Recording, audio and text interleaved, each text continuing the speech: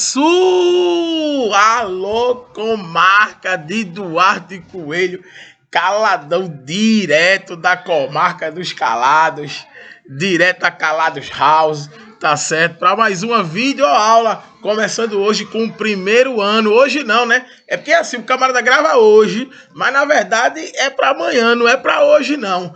E aí, gente, todo mundo em casa, tá tudo certinho, tudo legal, tudo limpeza. Vamos dar início às aulas de geografia, que eu sei que já tá todo mundo arrebentando aí a boca do balão, e Caladão também vai fazer a parte dele. Beleza? Por enquanto estamos distantes, mas logo logo estaremos de volta para fazer aquele bate-papo especial, tá certo? Aquele debate gostoso e aquela aula que só vocês têm junto com o Caladão, junto com toda a equipe da AMEC, tá bom? Beijo no coração de cada um. Pessoal, vamos iniciar essa segunda unidade com um assunto bastante recorrente, sobretudo no SSA.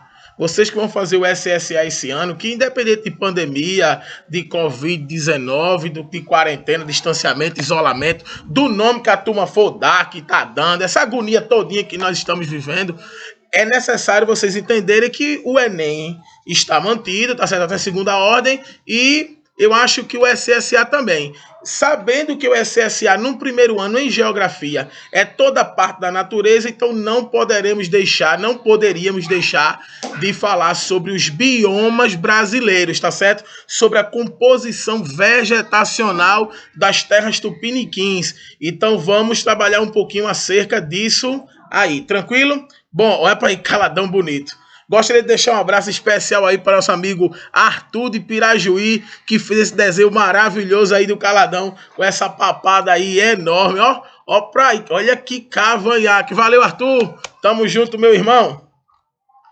Queridos, a primeira coisa que nós temos que saber, que vocês, né? Nós temos não, que eu já sei. Vocês têm que saber é o que é um bioma. Então vamos lá para o conceito. Bioma é um conjunto de tipos de vegetação que abrange grandes áreas contínuas, em escala regional, com flora e fauna similares, definida pelas condições físicas predominantes das regiões. Esses aspectos climáticos, geográficos e litológicos, para quem não sabe o que é litologia, vem do estudo das rochas, por exemplo, fazem com que o bioma seja dotado de uma diversidade biológica singular própria. Caladão! O bioma é o quê? É justamente o que você está pensando, o conjunto da flora e da fauna, ou seja, da vegetação, junto com os animais. É isso aí que são os biomas. Um bioma, galera, é interessante também que vocês saibam que um bioma, uma vegetação, vamos dizer assim, ele é semelhante a um pé de café que nós temos em casa, a um pé de comigo ninguém pode que nós temos em casa, a uma plantinha que nós temos em casa, a uma planta que nós temos em casa. Como assim, Caladão?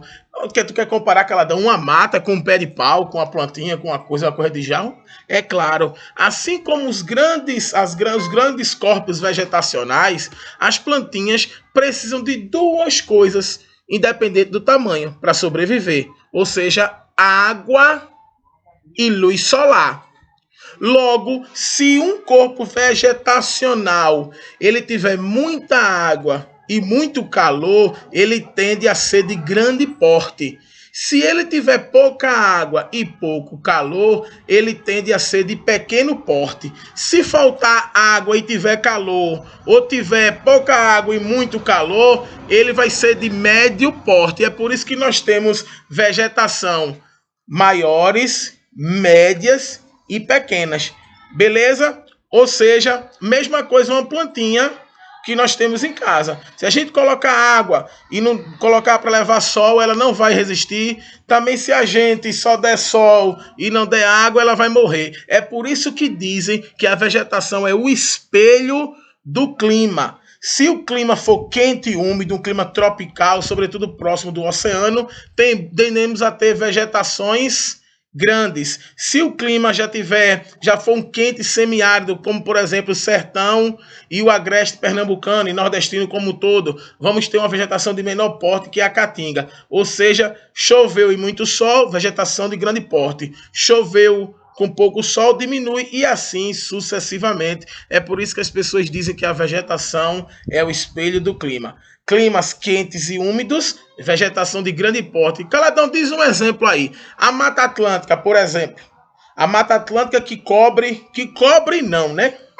que cobriu na história desse país o nosso litoral, que hoje tem cerca somente de 5%. Mas ela encontra-se aqui justamente no litoral brasileiro por oferecer condições climáticas condizentes, muita chuva e muito calor. Outro tipo de bioma que é presente em regiões quentes e úmidas, a floresta amazônica, a Amazônia, só existe também porque lá naquela região ali do norte do Brasil, sobretudo, tem muita água, muita mesmo, e muito calor. Dizem que na Amazônia é assim, tem períodos que chove todo dia, e tem períodos que chove todo dia e o dia todo. Ou seja, é muita água e muito calor. É como se fosse uma panela de pressão, aquela região ali da Amazônia. Então está explicado o conceito de biomas, como também por que esse lance de chamar biomas de espelho do clima. Beleza? Vamos para aqui esse mapa bastante interessante. No estudo da geografia, rapaziada, nota, eu sou inquieto. Vocês já estão vendo eu para lá e para cá, para lá e para cá, para lá e para cá, para lá e para cá. Vocês queriam que eu ficasse o quê? Amarrado numa cadeira, sem movimentar? Daqui a pouco eu tô suado, parecendo uma tampa de chaleira. Mas isso é a dinâmica da aula, isso é caladão, que é assim mesmo. Observe uma coisa, no estudo da geografia é muito importante o ver, o observar.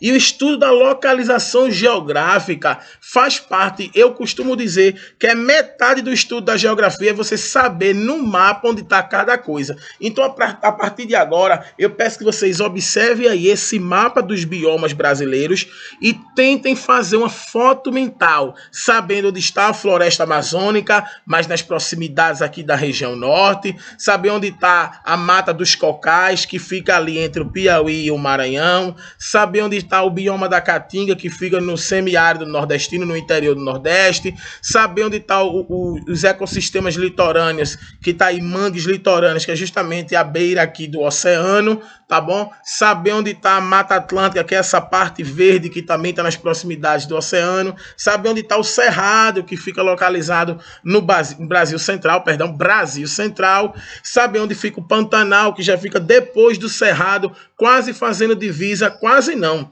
já fazendo divisa com outros países, inclusive com o Paraguai.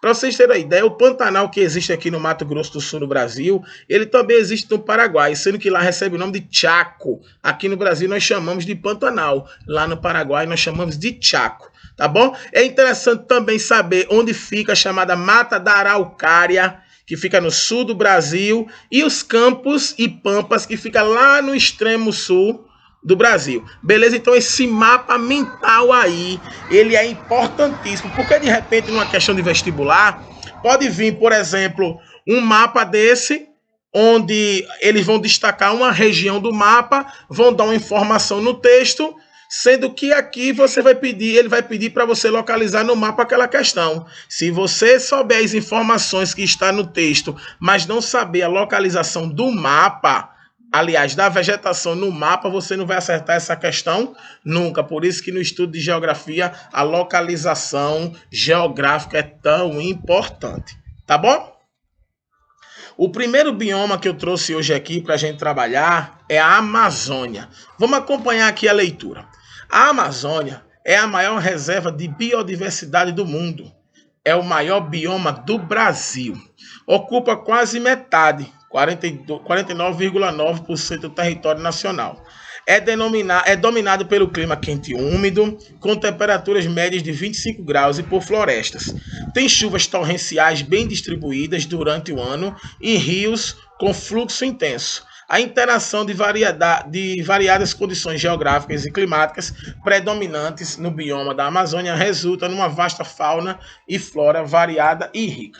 Bom, esse texto todinho, que nem precisava ler ele para falar a verdade, que ele mais atrapalha do que ajuda, é simplesmente para dizer o seguinte: a Amazônia, por estar localizada numa região do Brasil com muita chuva e altas temperaturas oportuniza ela ter essas árvores de grande porte.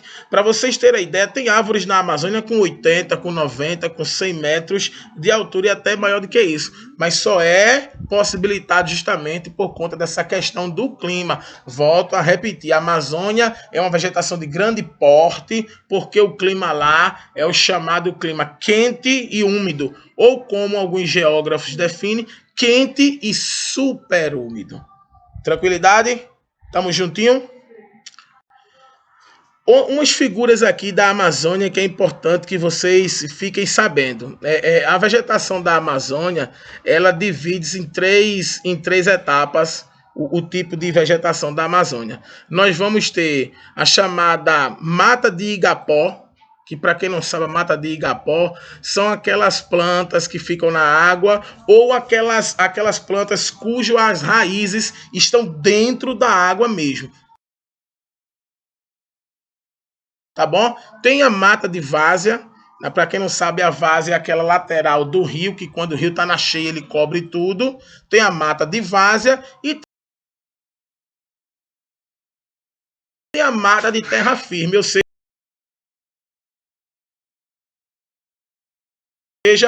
para facilitar a vida de vocês no entendimento, na Amazônia tem três tipos de mata. Uma que fica dentro da água, outra que fica às margens do rio e a floresta propriamente dita que fica na terra firme. Com relação à degradação ambiental da Amazônia, vamos destacar aí duas situações prioritárias, tá bom? É a retirada da madeira, que é o desmatamento. A retirada da madeira, derruba-se a floresta para aproveitar o espaço, como também para retirar a madeira. Como assim, Caladão? Aproveitar o espaço e retirar a madeira. Eles matam 2 coelhos com a cajadada só. Tira a floresta, a madeira que foi retirada é comercializada em todo o Brasil e aquele espaço que foi criado, ele é utilizado para a plantação de pastos e criação de bois, como vocês podem ver aqui a questão da pecuária. Inclusive, tem uns 30 anos mais ou menos, ou 25 talvez, a Globo fez uma novela chamada O Rei do Gado, que a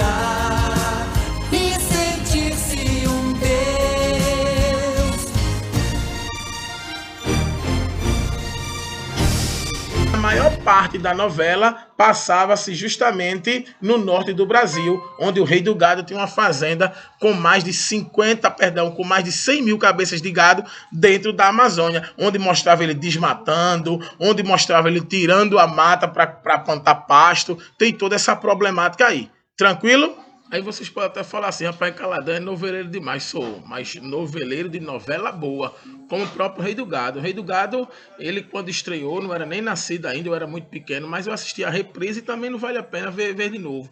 É uma novela que traz trabalha muito a temática da reforma agrária no Brasil, como também a problemática da pecuária no norte do Brasil, com relação ao desmatamento da Mata Amazônica. Então, se vocês tiverem a oportunidade de acompanhar, é uma boa novela, com uma história bem bacana. Galera, agora é hora do momento de falar do Cerrado, tá certo? Vamos comentar um pouquinho aí do Cerrado, mas eu já tô ficando agoniado, vou tirar esse troço, uma agonia. Eu tenho goela pra falar, pra que eu quero esse danado desse fone de ouvido, mas enfim. Olha, de vez em quando tem uns cortes aí, tem uma edição, tem uma coisa e outra, né? Vocês já perceberam. É porque a gente vai tomar uma água, né? A gente vai no banheiro, vai dar uma relaxada. E não pode falar aqui 15, 20, 30, 40 minutos sem parar, não. Entendeu? Que ninguém tem megafone, nem uma matraca, não. Mas voltando pro Cerrado, e vocês perceberam que parece que o computador tá em cima de uma canoa, que ele balança aqui só, que é uma enfileira de uma mesa que eu tenho aqui, que ela não fica reta não, entendeu? Ela fica balançando, toda vez que eu boto o pé nela, ela balança, aí parece que a câmera tá numa canoa, mas é assim mesmo, vamos prosseguir. Eu no Caladão não tem estúdio, o Caladão não tá em Hollywood, tá em casa mesmo, né? Não pode viajar, tava em São José do Egito, chegou tem uns 3 dias, e para fazer videoaula, né? Infelizmente, Rafinha mandou me buscar lá em São José do Egito. Aleluia. Ué, Thiago, não tá querendo dar aula mais não? Só que tá aí na plantação de cebola, é? Bora trabalhar, bora.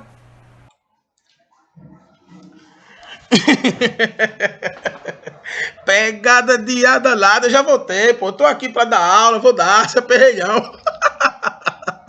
Eita danado, que pegada de ar. Te amo, Rafinha. Beijo. Bom, gente, agora vamos falar do bioma do Cerrado. Interessante lembrar que o bioma do Cerrado ele fica no Brasil Central. Lembrando lá, tá bom, da localização geográfica que é de suma importância. Então, Brasil Central, estados como Mato Grosso, Goiás, o próprio Distrito Federal, Mato Grosso do Sul, o sul do Piauí, o sul do Tocantins, o oeste baiano, são estados, são partes do Brasil que correspondem a essa área aí do Cerrado. O Cerrado é o segundo maior bioma da América do Sul e cobre 22% do território brasileiro. É no Cerrado que está nascente de 3 bacias da América do Sul. A Amazônica com Tocantins, São Francisco e Prata, o que resulta em elevado potencial aquífero e grande biodiversidade. No Cerrado predominam as formações de savana e clima tropical, quente e subúmido, com uma estação seca e uma chuvosa e a temperatura média de 22 e 27 graus. Novamente esse texto aí, que ele serve para resumir basicamente o que é o Cerrado. Mas algumas informações são importantes vocês saberem, algumas informações são de destaque para a compreensão e entendimento do assunto. A primeira coisa é saber a localização do Cerrado, e vocês já sabem, fica no Brasil Central. Outra coisa que nós temos que ter, a região onde o Cerrado está inserido é uma região quente, tá certo, mas o índice pluviométrico, ou seja, a quantidade de chuva, ela não é tão grande, por isso que o slide aí chamou de quente e subúmido. Tem muita temperatura, mas a chuva é resumida. Outra característica importante que nós temos que entender do Cerrado é o fato de você reconhecer ele com certa facilidade. Observem bem aí na imagem, notem que tem uma coisa na árvore do Cerrado que muitas vezes não encontramos em outras árvores. Perceberam? Não é a folha verde, não. Claro, folha verde, tá danado. Toda planta tem folha verde. Ah, Caladão, eu vi, Caladão. Ele tem tronco. Ah, claro que não é o tronco, mas tem a ver com o tronco. Observe aí como os galhos e o tronco do Cerrado, ele é todo tortuoso e retorcido. É a principal característica da planta do Cerrado, é justamente esses galhos tortos. Toda vez que você vê plantas com galhos tortuosos, vocês vão lembrar do Cerrado. Eu tive a oportunidade de conhecer o Cerrado e muitas vezes, né? Em idas à Bahia, em idas ao Piauí, em idas a Tocantins, como eu fui agora em julho, como vocês sabem, ao próprio Maranhão, e Goiás, enfim. E cada estado desse tem uma característica de cerrado diferente. Uns são maiores, chamados de cerradão, outros são maiores, chamados de cerradinho, mas em comum em todos eles é essa questão aí dos galhos tortuosos. Aí você pergunta, Caladão, mas por que a árvore nasce com os galhos tortos? É algum tipo de deficiência? Sim. A árvore, gente, ela cresce, tá bom, fundamentada na terra, fundamentada no solo. Se o solo for bom, logo a árvore também vai crescer saudável. Se o solo não for tão bom, a árvore não vai crescer tão saudável. E o solo do Cerrado, ele é extremamente ácido, tem uma quantidade de ferro muito grande. E por ser ácido e ter uma quantidade de ferro enorme, as plantas crescem com essa deficiência. Ou seja, não é porque é bonitinho, não é porque é torto. A gente tem que saber a causa dessa questão, dessa tortuosidade, e está intimamente ligada, tá bom, com a questão do solo, ou seja, o solo do Cerrado não é muito fértil e por não ser, acontece essa questão da tortuosidade justamente nas plantas. Aí você me pergunta, ô Caladão, eu já vi em reportagem, quando eu era 7º ano lá com Diana, ela disse que no Brasil Central tem uma plantação de soja muito grande. Tu acabaste de dizer que o solo do Cerrado, ele não é fértil. Como assim? Caladão diz que o solo do Cerrado não é fértil. Diana diz que o Cerrado tem a maior produção de soja do mundo. A gente fica um pouco complicado com relação a isso aí. O que Diana falou, ela está coberta de razão, o que ela falou lá para vocês. Mas acontece o seguinte, a Embrapa, no ano de 70... ela fez diversas pesquisas acerca do Brasil Central para fazer com que aquela área ali fosse explorada.